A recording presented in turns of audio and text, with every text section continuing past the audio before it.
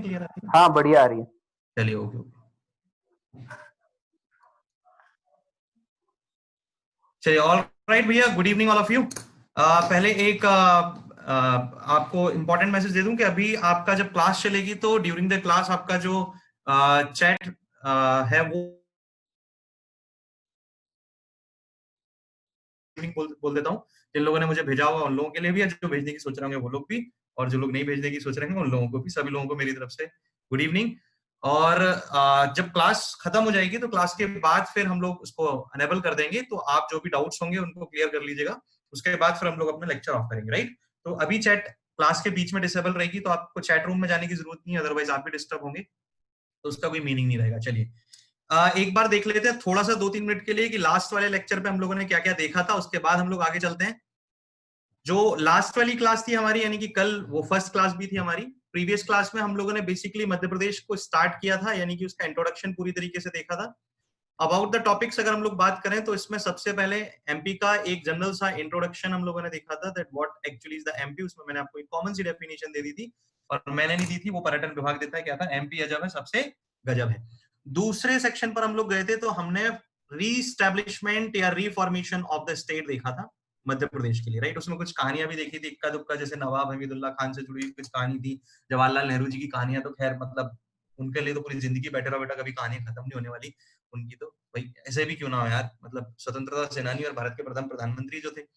Reformation of state में वो कहानियां हम लोगों ने देखी थी, और स्पेशली सबसे इंपॉर्टेंट पार्ट आपके लिए जो आता था वो रिफॉर्मेशन का पूरा प्रोसेस था। That means what we have talked about the process of the reformation, right? हम लोगों ने जिस प्रोसेस ऑफ रिफॉर्मेशन की बात की थी, that was very important for us, है ना?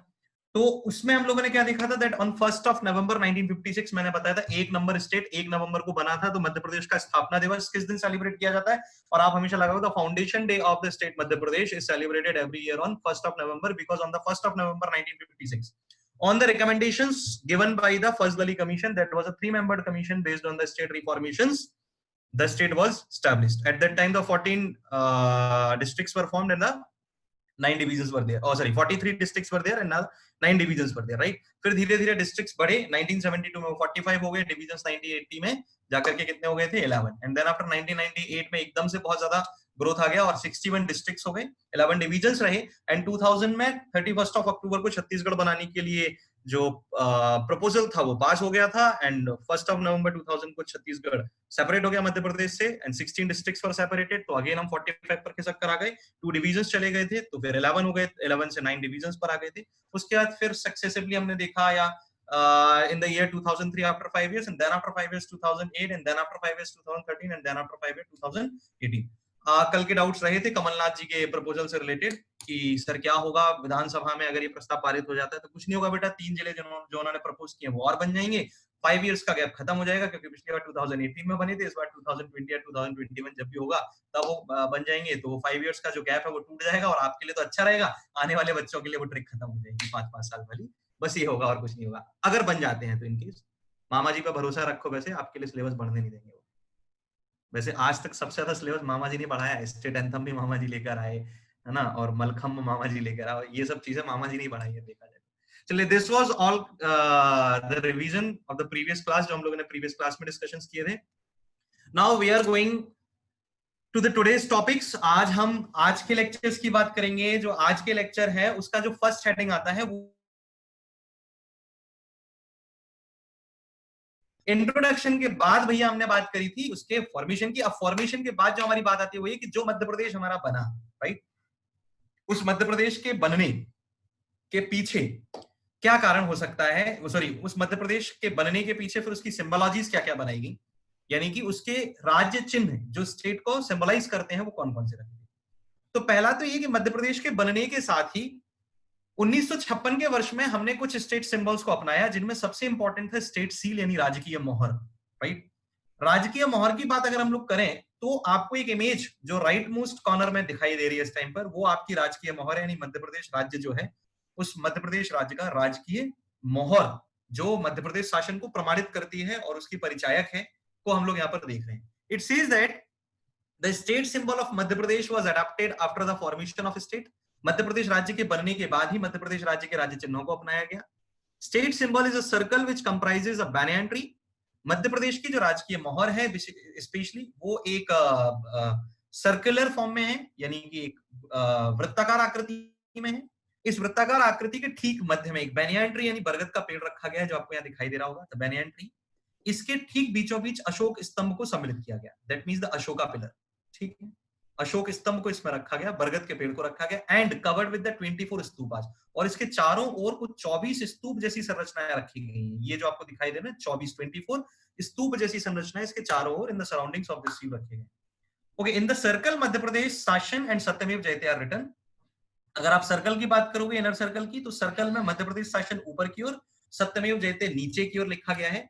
और इस सील में अगर आप फ्रॉम योर हैंड देखते हो, अगर आप अपने हाथ से देखते हो, तो आपको लेफ्ट हैंड पर एक राइस चावल की बाली और आपके राइट हैंड पर एक गेहूं की बाली नजर आती होगी, यानी चावल और गेहूं की बालियां इसके प्रतीक में गढ़ी गई हैं, जो मुख्य फसलों में से एक है और मध्य प्रदेश को कृषि प्रधान राज्य होने का एक पहचान दिलाती है, राइट। तो ये एक बेसिक सील और सिंबल है जिसमें हर चीज को सोच समझ के रखा गया, उसके पीछे भी कुछ महत्वपूर्ण लॉजिक्स रहे थे, तथ्य रहे थे, जिनके साथ इसको अपनाया गया। हालांकि स्टेट सील को अपनाने के बाद बेसिकली जो स्टेट सिंबल की हम बात करते हैं, जिससे मध्य प्रदेश की पहचान बनी, यानी कि कहीं भी मध्य प्रदेश को अगर आपको सिंबल में शो करना है, तो राजकीय मोहर तो ठीक ही है, लेकिन अगर आपको कॉमनली कोई चीज यूज करनी है तो आप सांची के स्तूप का प्रयोग करते हो, यानी कि बेसिकली जो हमारा स्टेट सिंबल, जो आइडेंटिफायर है हमारा, वो सांची स्तूप है। सांची जो है वो महत्वपूर्ण विश्व विरासतों में से एक है, वर्ल्ड हेरिटेज साइट्स में से। It is one of the world heritage sites that was chosen by the UNESCO, United Nation Education Scientific and Cultural Organization in the year 1989, वर्ष 1989 में उसे विश्व विरासत की सूचियों में सम्मिलित कर लिया गया था। तो ये जो सांची का स्तूप है, ये मध्य प्रदेश राज्य की सबसे बड़ी पहचान मानी जाती है, इस बात को आप ध्यान रखिएगा, राइट। नेक्स्ट पार्ट की बात करते हैं। The next section says here that on 1 November 1981, 1 November 1981 का मतलब आप समझे, I am talking about what, मैं आपसे बात कर रहा हूं मध्य प्रदेश राज्य की स्थापना हुई वर्ष 1956 में। कब हुई? मध्य प्रदेश राज्य की स्थापना हुई वर्ष 1956 में, और उसके लगभग 25 से 26 वर्ष बाद 1 नवंबर 1981 को नेशनल सिंबल एक्ट पास किया गया था। ये गवर्नमेंट ऑफ इंडिया ने पास किया था नेशनल सिंबल एक्ट, जिसके अंतर्गत भारत ने अपने कई अन्य राजकीय चिन्ह अपनाए थे, यानी state symbols government of India ने यूनियन के लिए अपनाए थे। फॉर एन एग्जांपल, हमारा नेशनल एनिमल जो था वो टाइगर हो गया था, नेशनल फिश जो थी वो रिवर डॉल्फिन हो गई थी, नेशनल बर्ड जो था वो पीकॉक हो गया था। इस तरीके की चीजें जो आपने सुनी है, आपने अभी तक याद करी है, वो छोटी छोटी बचपन की क्लास में जब छोटे छोटे बच्चे थे तब हम लोग देखते थे। उसी तरीके से भारत के राज्यों ने भी अपने कुछ और सिंबल्स चूज किए थे। So after accepting the seal on 1 November 1981, इसमें थोड़ा सा समय लगा, ठीक है। On 1 November 1981, the state animal, state bird and the state tree were announced, which are respectively barasingha, antelope, ये कौन है हमारा state animal, paradise flycatcher, that is Doodhraj और शाह बुलबुल जो हमारा राजकीय पक्षी है, स्टेट बर्ड है, and the banyan tree, the state tree, राजकीय वृक्ष का स्टेटस हमने दिया बनियान ट्री को। इसके बाद the state crop, state dance, state fish, state play and the state sport को हमने एक्सेप्ट किया था। ये सक्सेसिवली आपको मिलते हैं। The crop is soybean, the dance is राई, the fish is mahashir, the play is macha and the sport is mallakhamb. Mallakhamb से पहले वैसे हमारा स्टेट स्पोर्ट खो खो माना जाता था। मलखम्ब को 2013 में हमने एक्सेप्ट कर लिया था। वहीं से फिर उसी साल से हमने प्रभाष जोशी पुरस्कार देना शुरू कर दिया, जो मलखम्ब के लिए सबसे महत्वपूर्ण पुरस्कार माने जाते रहे अब तक। राज्य की फसल, राज्य नृत्य, राज्य मछली, राज्य खेल और राज्य खेल के साथ क्रमशः जो हमारे सिंबल्स आए वो थे सोयाबीन, राई, महाशीर, माचा, मलखम्ब। राजकीय पुष्प जो है वो हमने मैडोना लिली यानी लिलियम कैंडिडम के नाम से जाना जाता है, जो इसका साइंटिफिक नेम है। State flower is the Madonna lily, इसे व्हाइट लिली यानी सफेद लिली के नाम से भी जानते हैं। इनको एक बार हम लोग देख लेते हैं। हियर पहला आपको बारासिंगा दिखाई देता है, एंटीलोप। दूसरा है पैराडाइज फ्लाई कैचर, दूधराज और शाह बुलबुल के नाम से जाना जाता है। स्टेट ट्री है बेनियान ट्री, देन सोयाबीन आपको स्टेट क्रॉप मिलता है, देन राई मिलता है आपको dance, then Macha, then Macha is the state play, ये स्टेज शो है जो किया जाता है, और राई जो है नृत्य है, राइट। दो चीजों को याद रखना, राई बुंदेलखंड में किया जाता है। जो क्लास में बैठे होंगे पहले उनको मैंने बताया होगा, बुंदेलखंड के लोगों के संग समस्या है, वो बात बात पर राई फैला देते हैं। तो याद ही अपन को ऐसे रखना होता है।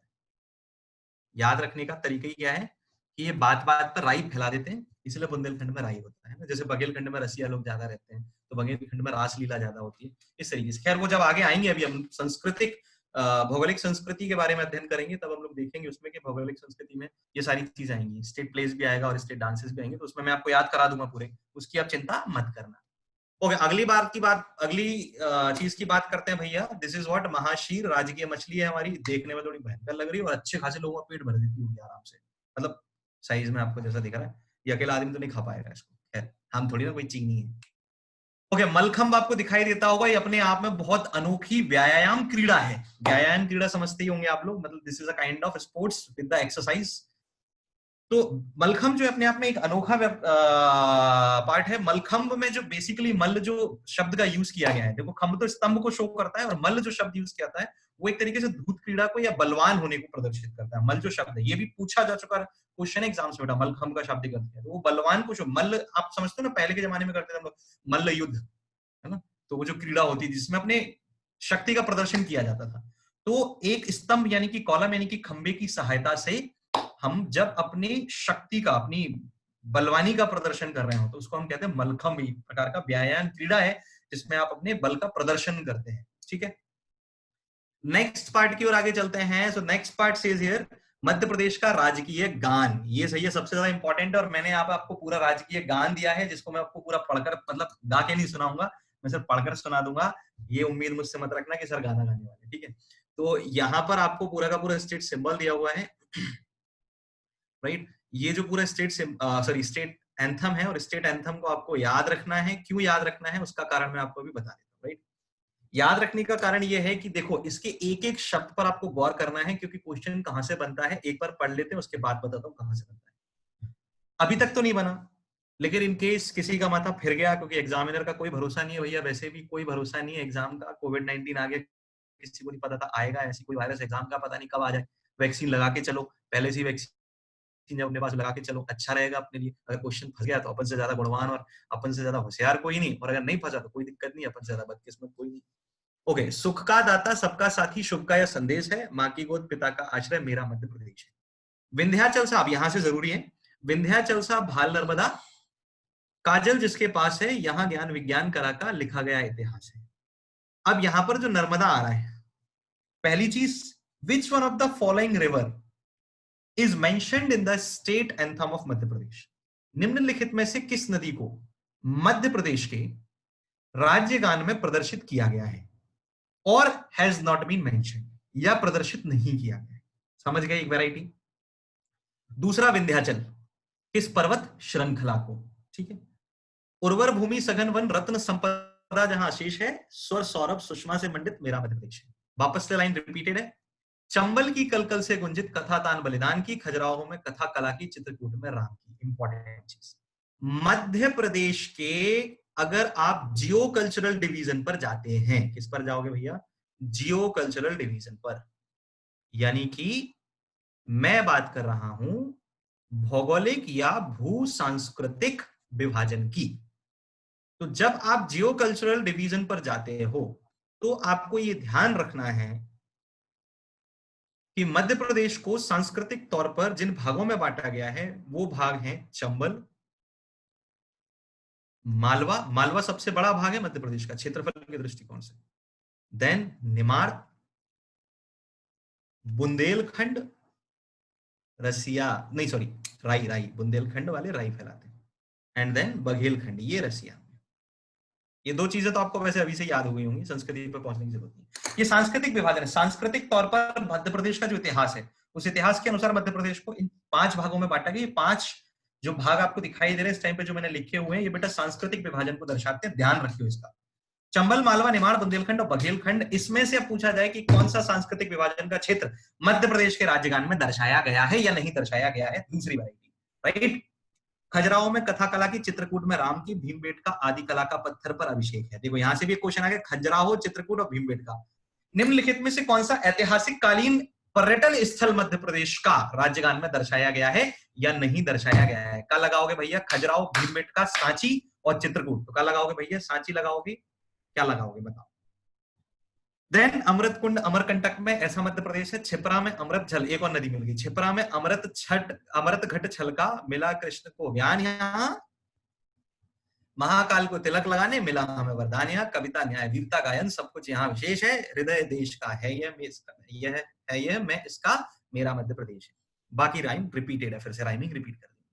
तो अभी इसको कैसे याद करना है समझ गए ना, और कैसे देखना है, क्वेश्चन वैरायटी कैसी आ सकती है। मैं क्या कह रहा हूं, अब तक ऐसी स्थिति में कोई प्रश्न नहीं बनाया गया। If it is going to be oriented in your examination, this will be completely a fresh variety. That's why I'm emphasizing on it that you have to देखने का नजरिया बदलना और उसमें से भी प्रश्नों को ढूंढने की कोशिश करना, क्योंकि ये अपने आप में शर्म की बात हो जाएगी कि हमारे राज्य के राज्यगान से एक प्रश्न आता है and we don't know about it because we didn't remember, although ये डिस्प्यूटेड है।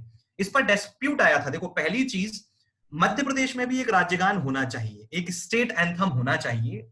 इस बात का प्रपोजल सबसे पहले रखा हमारे प्रिय मामा जी ने, और उन्हीं के आदेश से 2008 से 2009 के वर्षों के मध्य, यानी ड्यूरिंग और meanwhile these years, Madhya Pradesh में राज्यगान लिखने की कवायद शुरू हो गई थी। तब पत्र व्यवहार का प्रयोग करके, यानी लेटर राइटिंग का यूज करके, मध्य प्रदेश के विभिन्न गीतकारों, मध्य प्रदेश के विभिन्न लेखकों से कई सारी प्रपोजल्स मंगवाए गए और गान यानी कि गीत मंगवाए गए थे।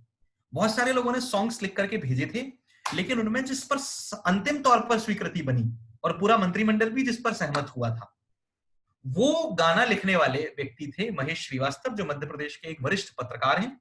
तो अगर इनके रचनाकार की बात करते हो तो रचनाकार इस यानी कि जो राइटर हैं या लिरिसिस्ट जो हैं, उनका नाम है महेश श्रीवास्तव, ये वरिष्ठ पत्रकार हैं। ठीक है, इस गीत को लिखने के बाद इस गीत को सार्वजनिक तौर पर सर्वप्रथम गाया गया। वो गाया गया वर्ष 2010 में, और इस गीत को गाने वाले जो व्यक्ति थे वो यानी कि इसके गायक जो थे उनका नाम था शान शांतनु मुखर्जी। बॉलीवुड के मशहूर सिंगर हैं शान शांतनु मुखर्जी। मध्य प्रदेश के संग तो उनका गहरा टाई अप है, नगर निगम से लेकर के हर चीज के लिए गाना वो ही गाते हैं। आजकल आपने देखा भी होगा, मैक्सिमम गाने बजते हैं, कोविड वोविड वाला भी, मेरे को तो आवाज उन्हीं की लगती है, देखना पड़ेगा किसने गाया है। और इस गाने को संगीतकार जो थे उनका नाम था सुनील झा। राइट, तो अभी अभी श्रोतागणों आपने सुना मध्य प्रदेश का राज्यगान, जिसके बोल लिखे हैं महेश श्रीवास्तव ने, इसे आवाज दी शान शांतनु मुखर्जी ने, और इसे संगीत से सजाया है सुनील झा ने। This is the part, right. Radio वाली भाषा में मैंने पढ़ के समझा दिया आपको। इन तीन नामों को याद रखना पड़ेगा। ये तीन नाम कौन कौन से हैं भैया? 2008 से 9 में मध्य इसकी प्रस्तुति गाने के लिए जो मध्य प्रदेश ने एक तरीके से जो आदेश दिया था कि इसको लेकर गानों को लिखकर भेजना है, तो वो सब स्वीकृतियां हुई थी 2008 से 9 के बीच में। इसका रखा लिखने वाले फिर अंतिम जिस पर स्वीकृति बनी वो महेश श्रीवास्तव का गान था, जिसे आप आज मेरा मध्य प्रदेश के नाम से जानते हो। शान शांतनु मुखर्जी ने गाया है, सुनील झा ने इसको संगीत दिया। ये तीन चीजें याद रखना, और बाकी की चीजें जो मैंने बता दी हैं वो याद रखना भैया, मेरा फर्ज है बताने का। अब बाकी तुम्हारे हिसाब किताब है, तुम याद रखो नहीं रखो बाकी तुम्हारी इच्छा। ठीक है। दूसरी चीज, मध्य प्रदेश के ज्योग्राफिकल डिस्ट्रीब्यूशन पर हम लोग जा रहे हैं। यहाँ पर मध्य प्रदेश का जो ज्योग्राफिकल डिस्ट्रीब्यूशन, अच्छा एक चीज और, मध्य प्रदेश के राज्यगान के संदर्भ में एक जो विवाद है वो मैं बताना भूल गया, सॉरी। मध्य प्रदेश के राज्यगान से संबंधित बेटा जो विवाद है उसके बारे में ये कहा जाता है कि जब ये राज्यगान मध्य प्रदेश में वर्ष 2010 में फिर एक्सेप्ट हुआ था, तो इन द ईयर 2011 यानी कि एक साल बाद ही मध्य प्रदेश सरकार ने एक अध्यादेश पारित करवाया था, ऐसा कहा जाता है। उस समय के न्यूज़पेपर्स में भी अगर आप देखोगे तो इसके बारे में आपको जरूर कोई नॉलेज मिलेगी।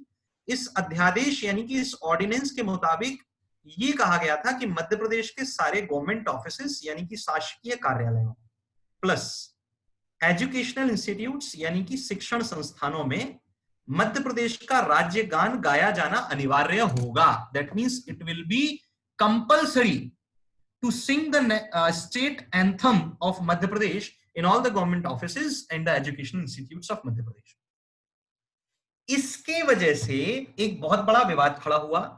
इस पर एक न्यायिक याचिका भी प्रस्तुत हुई। That means a legal plea was submitted also, जिसके मुताबिक ये कहा गया था कि चूंकि भारत के संविधान के अंतर्गत भारत के किसी भी राज्य क्षेत्र यानी कि state territory under the union of India को सॉवरेनिटी नहीं दी गई, सिर्फ ऑटोनॉमिटी दी गई है। स्टेट टेरिटरीज जो इंडिया की हैं, चाहे वो कोई भी राज्य क्षेत्र हो, संघ शासित राज्य क्षेत्र हो, उन्हें भारतीय संविधान में क्या नहीं दी गई? सॉवरेनिटी यानी सार्वभौमिकता नहीं दी गई। जिन लोगों ने थोड़ा बहुत भी संविधान पढ़ा होगा वो आसानी से समझ रहे होंगे कि मैं क्या लिखने की कोशिश कर रहा हूं।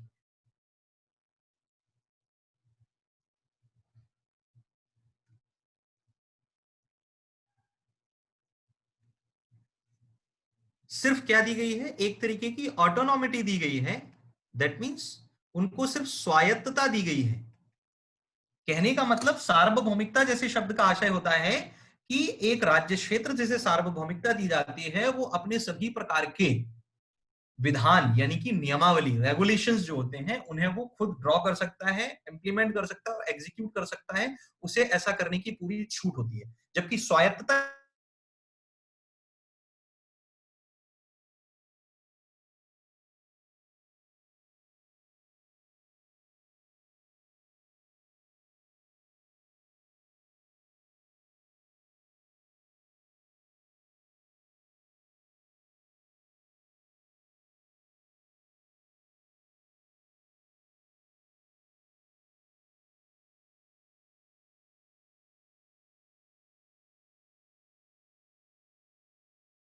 वो वापस ले लिया, लेकिन आदत ऐसी बन गई कि थिएटर्स में चलता है वो, राइट।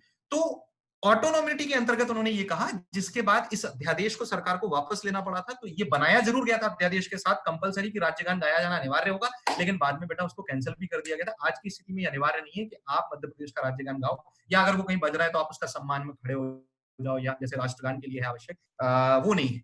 एक तरीके से नेशनल एंथम कोड है, राष्ट्रीय गान की संहिता है, उसके अकॉर्डिंग इसकी कोई ऐसी कोई संहिता आपको नहीं मिलेगी, ना ओरली मिलेगी यानी कि अनरिटन फॉर्म में मिलेगी, ना रिटन फॉर्म में मिलेगी। तो आप टेंशन ना लें बिल्कुल भी। अच्छा लगे गाइए, नहीं अच्छा लगे मत गाइए, अच्छा लगे सुनिए, नहीं अच्छा लगे मत सुनिए, मैंने आपको बता दिया, ठीक है। ओके, नेक्स्ट पार्ट पर जाते हैं। यहां से हम अगले टॉपिक पे जा रहे हैं। We have completed with the formation of Madhya Pradesh, the introduction of Madhya Pradesh and the symbols और the science of Madhya Pradesh which identifies our state, right. For the next point we are going, this is what, ये वाला point है मध्य प्रदेश के भूगोल से, यानी कि पहले तो सॉरी थर्ड टॉपिक पर अब मैं जा रहा हूं आपके। जो तीसरा टॉपिक आपका आ रहा है वो है geography of Madhya Pradesh, right. Geography of Madhya Pradesh, Madhya Pradesh का भूगोल। और इसके अंतर्गत सबसे पहली चीज हम लोग जो देखने की कोशिश कर रहे हैं वो है मध्य प्रदेश की भौगोलिक स्थिति, राइट। मध्य प्रदेश की भौगोलिक स्थिति की अगर आप बात करो तो उसके संदर्भ में हमें सूचनाएं मिलती हैं, जो जानकारियां मिलती हैं। पहली ये कि मध्य प्रदेश की भौगोलिक स्थिति अक्षांश और देशांशों में, जिन लोगों को नहीं पता हो 2 मिनट का समय लेंगे, मैं आप अक्षांश और देशांतरों की जो स्थिति भारत में या पूरी की पूरी पृथ्वी पर होती है। फॉर एन एग्जाम्पल, अगर हम बात करें दिस इज आवर अर्थ, ये हमारी पृथ्वी है। इस पृथ्वी के ठीक बीचों बीच से इक्वेटर निकलता है, यानी कि भूमध्य रेखा, जो आप लोगों को पता होगा।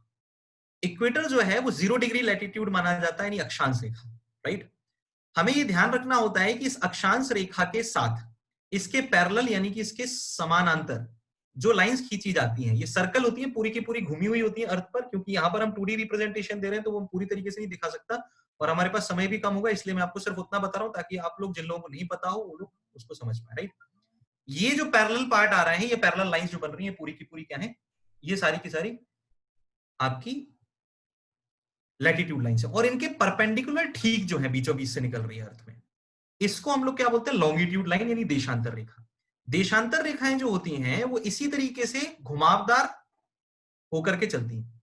ये भी सर्कल्स है, लेकिन ये हाफ सर्कल्स ड्रॉ करेंगी, कंप्लीट सर्कल फॉर्म नहीं करती। लैटिट्यूड कंप्लीट सर्कल फॉर्म करती है।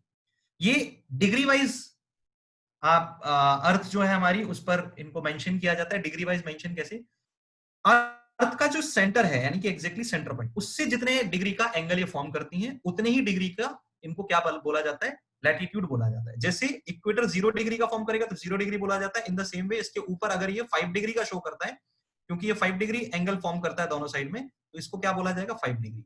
और इक्वेटर से ऊपर यानी कि नॉर्थ में है, नदर्न हेमिस्फीयर में, तो इनको नॉर्थ बोला जाएगा, सदर्न में तो सदर्न हेमिस्फीयर में। इसी तरीके से जो बीच वाली लाइन जा रही है 0 डिग्री, इससे हम लॉन्गिट्यूड्स को काउंट करते हैं। लॉन्गिट्यूड्स, ये जो घूमी हुई लाइन जा रही है जो परपेंडिकुलर टू इक्वेटर है, इनको हम ईस्ट और वेस्ट में डिवाइड कर देते हैं, right. This will be the east and this will be the west. जैसे ये साउथ और नॉर्थ में डिवाइड थे, तो यहाँ पर ईस्ट और वेस्ट आ जाते हैं। तो यहाँ पर आप देख रहे हो जो लॉन्गिट्यूड से उनको ईस्ट में शो किया है मैंने, और जो लैटिट्यूड से उनको मैंने नॉर्थ नॉर्थ में शो किया। इसका मतलब मध्य प्रदेश इस फर्स्ट क्वाड्रेंट ऑफ अर्थ में है, पृथ्वी के पहले चतुर्थांश में, जो आपको दिखाई दे रहा है। अगर कोई भूल जाता है ना बेटा, तो एक बात ध्यान रखना, क्या ध्यान रखनी है, सुनो। वो ध्यान रखने वाली बात यह है कि ये नाम से समझ में आते हैं लैटिट्यूड और लॉन्गिट्यूड। जिसने बिल्कुल भी नहीं पढ़े हो, उनको समझ में नहीं आ रहा हो, तो नाम से समझ में आते हैं। लैटिट्यूड दैट मींस लेटे लेटे, नाम से आ रहा है लैटिट्यूड, लेटे लेटे, लेटे लेटे यानी कि horizontal. Longitude long long, longitude कैसे होता है लॉन्ग लॉन्ग, है ना। तो नाम से याद कर लेना। अब कहोगे कि सर हिंदी वाले क्या करेंगे, हिंदी में तो अक्षांश और देशांतर कहते हैं, लैटिट्यूड को अक्षांश कहते हैं और लॉन्गिट्यूड को देशांतर कहते हैं। तो सर आपने हिंदी में इंग्लिश में तो बता दिया, लेकिन हिंदी वाले कैसे याद रखेंगे? बेटा याद रखने की जरूरत ही नहीं है, मैं बता रहा हूं ब्रह्मास्त्र पेपर 2 माध्यमों में प्रकाशित होता है। आप हिंदी से थोड़ी देर के लिए इंग्लिश कन्वर्ट करके देख लेना कि अक्षांश को क्या कह रहे हैं, वैसे आप याद कर लेना। भाई इंजीनियर लोग हो सब लोग, इंजीनियर को तो बहुत जल्दी चीजें याद हो जाती है, मैंने सुना है ऐसा, है ना। तो अगर हम बात करते हैं latitude positions of Madhya Pradesh की, तो it starts from 21 degree 6 minute north, ये 21 डिग्री 6 मिनट उत्तर से शुरू होता है, and it ends on 26 degree 30 minutes north, यानी 21 6 से 26 30 तक इसका अक्षांशीय स्थिति आती है। और 74 डिग्री ईस्ट से शुरू होकर 82 डिग्री 48 मिनट ईस्ट, यानी कि 74 अंश पूर्व से 82 डिग्री 48 अंश पूर्व की ओर, सॉरी 82 अंश 48 मिनट पूर्व की ओर इसकी देशांतरीय स्थिति है। ये लॉन्गिट्यूड को शो करेगा, from east to west spread है, और नॉर्थ टू साउथ स्प्रेड जो है वो लैटिट्यूड पोजीशन को शो करेगा, राइट।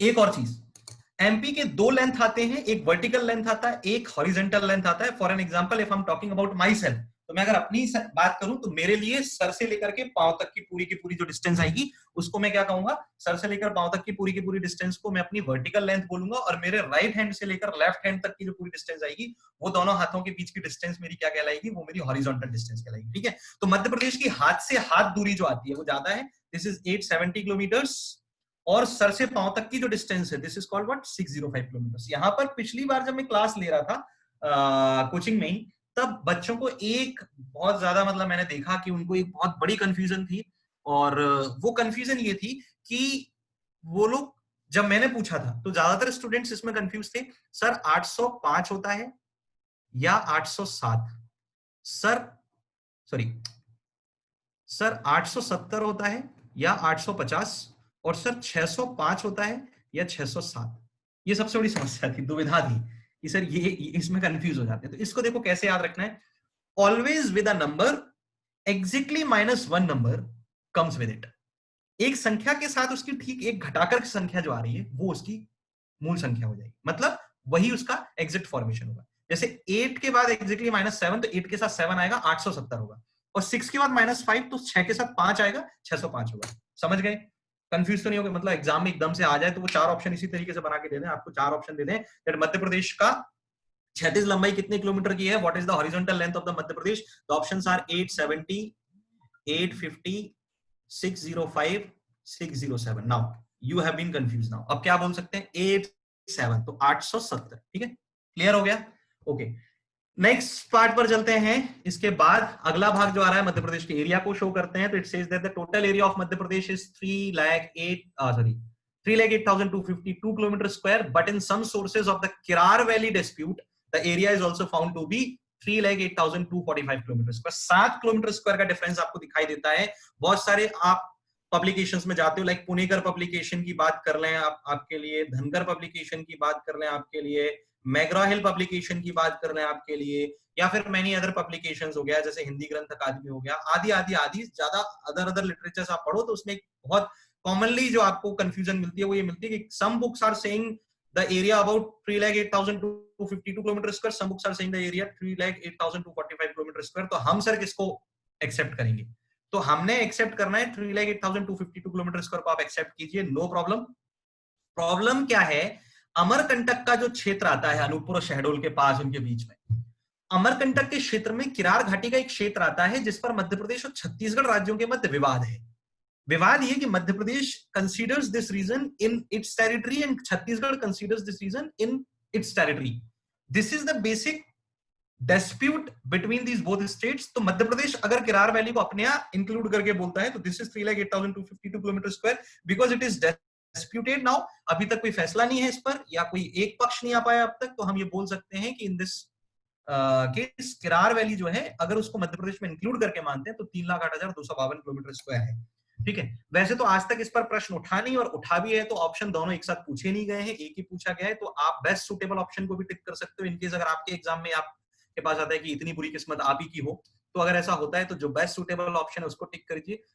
भगवान ना करे कुछ मतलब पेपर में इधर उधर कुछ हो जाए। तो इधर उधर कुछ होने की उस स्थिति में अगर आप बात करें कि दोनों ऑप्शंस आ जाते हैं, तो you just go with that 3,08,252 kilometre square. अधिकतम क्षेत्र के साथ जाइएगा, न्यूनतम क्षेत्र के साथ आप मत जाइएगा। मैं आपको बस इतनी गाइड कर सकता हूं, राइट।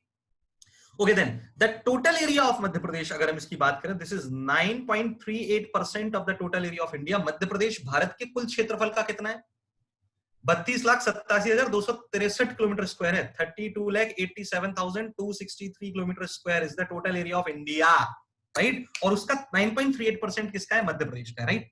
वैसे फर्स्ट नंबर पर कौन आता है? राजस्थान आता है। मध्य प्रदेश के ऊपर राजस्थान है, नीचे महाराष्ट्र। भारत के एरिया वाइज अगर स्टेट्स की बात करें तो सबसे पहला राजस्थान है, उसके बाद मध्य प्रदेश है, और तीसरे नंबर पर आता है महाराष्ट्र, राइट। महाराष्ट्र का लगभग एरिया आता है 3,07,717, 3,07,717 यानी 717 किलोमीटर स्क्वायर। राजस्थान की अगर एरिया की बात करूं तो this is about 3,42,293 kilometre square, 3,42,239 kilometre square, right. Sorry 239 हो गया, 239 किलोमीटर स्क्वायर, राइट। और राजस्थान का जो पर्टिकुलर परसेंटेज ऑफ इंडिया में आता है, जो फर्स्ट नंबर पर आता है, वो है 10.4%, राइट। मध्य प्रदेश का जो आता है वो है 9.38%। ज्यादा अंतर नहीं है। छत्तीसगढ़ के विभाजन से पहले मध्य प्रदेश देश का सबसे बड़ा राज्य था क्षेत्रफल के दृष्टिकोण से, वो मैंने आपको बताया था, right. Okay, Uttar Pradesh is in the north of Madhya Pradesh. Uttar Pradesh Madhya Pradesh के उत्तर में है। Maharashtra is in the south of Madhya Pradesh, दक्षिण में है। Chhattisgarh is in the east, Chhattisgarh पूर्व में है। Gujarat and Rajasthan both are in the west. Rajasthan west और नॉर्थ वेस्ट दोनों में पड़ेगा, उत्तर पश्चिम को भी घेरता है और पश्चिम को भी घेरता है, दोनों को घेरता है। एक बार देख लेते हैं, मैपिंग कर लेते हैं उसकी, अपने को अच्छे से समझ में आ जाएगा। यहां पर आपको जो पोर्शन है वो दिखाया जा रहा है बेसिकली, अगर आप इसमें देखें अच्छे से।